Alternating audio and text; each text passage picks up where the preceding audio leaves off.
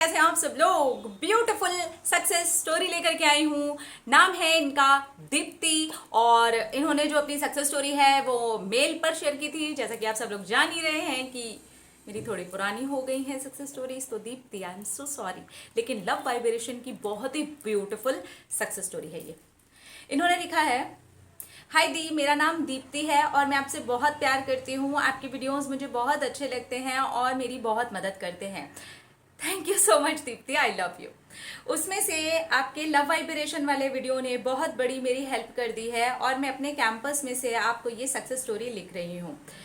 मैं एडमिशन लेना चाहती थी जिस कॉलेज में, वो हमारे थोड़ा गांव साइड के एरिया से बाहर था और मेरे पापा बिल्कुल भी नहीं मान रहे थे। वो नहीं मान रहे थे, इसलिए मेरी मम्मी भी बिल्कुल रेडी नहीं थी कि मैं बाहर जा करके पढ़ाई करूं, लेकिन मैं पढ़ना चाहती थी। और मैंने अपने पापा को बहुत ज़्यादा समझाने की कोशिश की, मेरे घर वालों ने भी समझाया, मम्मी ने भी समझाया, लेकिन मेरे पापा ने कहा कि नहीं, ये पॉसिबल नहीं है, वहाँ पर मैं अपनी बेटी को नहीं भेज सकता हूँ। सॉरी दी, मैं अपने कॉलेज का नाम नहीं लेना चाहती हूँ क्योंकि ये थोड़ा सा लोग इसके बारे में खराब भी बोलते हैं, लेकिन मेरे लिए ये कॉलेज बहुत ही अच्छा था और जो प्रैक्टिस मैं करना चाहती थी, मेरा पूरा फोकस उसी के ऊपर था। लोग क्या बोलते हैं उसके ऊपर मेरा फोकस नहीं था, इसलिए मैं नेगेटिविटी नहीं फैलाना चाहती हूँ, इसलिए नाम अपने कॉलेज का मेंशन नहीं कर रही हूँ। और बस मेरा दिल था कि मैं इधर जाऊँ। ये लड़के लड़कियों के लिए बदनाम है, लेकिन मेरा तो फोकस मेरी तैयारी है और मुझे आगे क्या करना है उसके लिए मुझे एडमिशन लेना है। मैं समझ रही हूँ मेरे पापा भी क्यों मना कर रहे थे, क्योंकि मैं एक गांव से बिलोंग करती हूँ और मेरी जो चाहत है वो बहुत बड़ी बड़ी है। मैं आगे बढ़ना चाहती हूँ, थोड़ा स्पोर्ट्स में जाना चाहती हूँ और कुछ कर दिखाना चाहती हूँ। मैंने आपका लव वाइब्रेशन वाला वीडियो देखा और सोचा अपने पापा को यही भेज करके देखती हूँ। मैंने अपने पापा को लव वाइब्रेशन भेजा, सिर्फ 16 डेज भेजा। उसके बाद में मेरे मन ने कहा कि सब ठीक है और सब अच्छा हो रहा है, पापा मान गए हैं।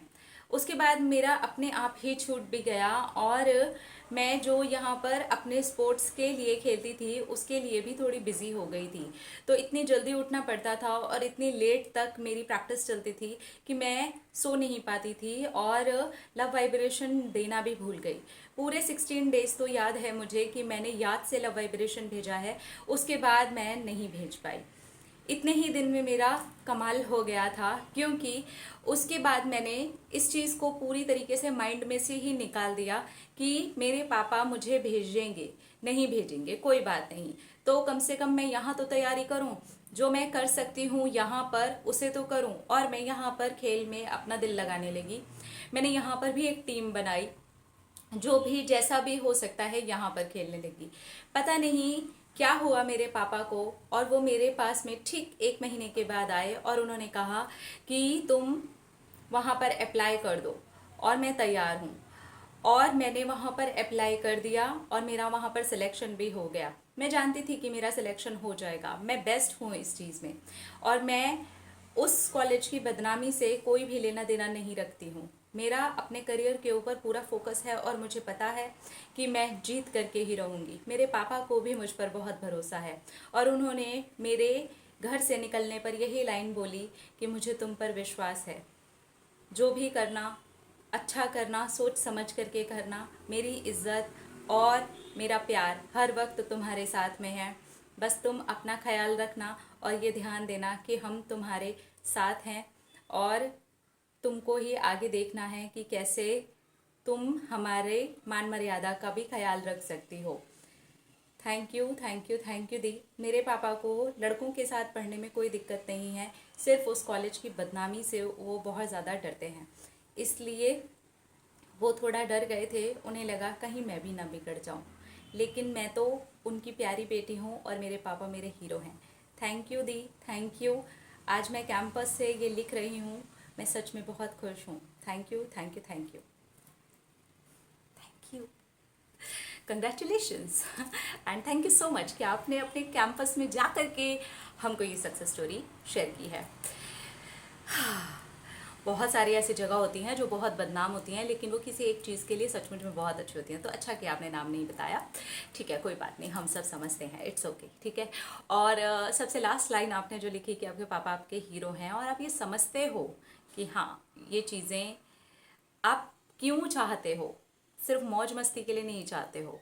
आपका पूरा फोकस अपने करियर के ऊपर है, पूरा ध्यान ही उस चीज़ के ऊपर है जो आप बनना चाहते हो। क्योंकि आपने यहाँ पर कुछ भी खुल कर के नहीं लिखा है, इसलिए हम नहीं समझ पाए कि आप किस स्पोर्ट्स के बारे में बात कर रहे हो, किस खेल के बारे में आप बात कर रहे हो। तो वो स्पोर्ट वगैरह तो मुझे भी नहीं पता चला आपके लिखने से, लेकिन इतना ज़रूर समझ में आ गया कि कोई खेल है। बहुत बहुत बधाई हो, और आप खूब तरक्की करें। अब वहाँ पर आप पहुँच गए हैं, बस दिखा दीजिए जो आपके फादर देखना चाहते हैं, आपकी फैमिली देखना चाहती है, और जो खुद आप वहाँ करने के लिए गए हैं। आपकी सोच अच्छी है, आपकी इंटेंशन अच्छी है, इसलिए आप ज़रूर कर जाएंगे। आपका फर्स्ट, आपने जैसे ही उसे अप्लाई किया और आपका वहाँ पर सिलेक्शन भी हो गया, ये अपने आप में बहुत बड़ी बात है। आपका जो विश्वास है वो भी ये बोल रहा है कि आप जानते थे। आप यहाँ पर देख सकते हैं इस स्टोरी को समझते हुए कि लेट गो बीच में लगा हुआ है। इन्होंने सोच लिया था कि पापा नहीं मानेंगे, लेकिन उस बीच इन्होंने क्या किया, उस खेल को जारी रखा, गांव में ही सही लेकिन जारी रखा, छोड़ा नहीं। और फिर कुछ दिनों के बाद में इनके पापा ने खुद आकर के बोल दिया कि तुम वहाँ पर अप्लाई कर दो, और अप्लाई करते ही हो भी गया। तो अगर आप कभी करियर को लेकर के कुछ ऐसी चीज़ें हैं जो घर वालों की वजह से या इन चीज़ों की वजह से नहीं हो रही हैं, तो लव वाइब्रेशंस भेजिए अपने फैमिली को, और छोड़िए उस चीज़ के ऊपर। जहाँ पर भी जैसे भी आप रह रहे हैं, प्रैक्टिस करिए, जिस भी लेवल की कर सकते हैं। अब घर पर रह करके भी अगर उसकी प्रैक्टिस कर सकते हैं, जैसे पढ़ाई लिखाई ये सारी चीज़ें होगी, ये तो घर पे रह के भी की जा सकती है ना, बाहर जाने की ज़रूरत नहीं है। और फिर आप उस जगह के लिए अप्लाई कर सकते हैं, लेकिन जो कॉन्फिडेंस होना चाहिए वो इस लेवल का होना चाहिए। अपना अपना रखिए ख्याल, अपने आप से कीजिए ढेर सारा प्यार, ताकि अट्रैक्ट करें ढेर सारा प्यार। I love you all, Tata.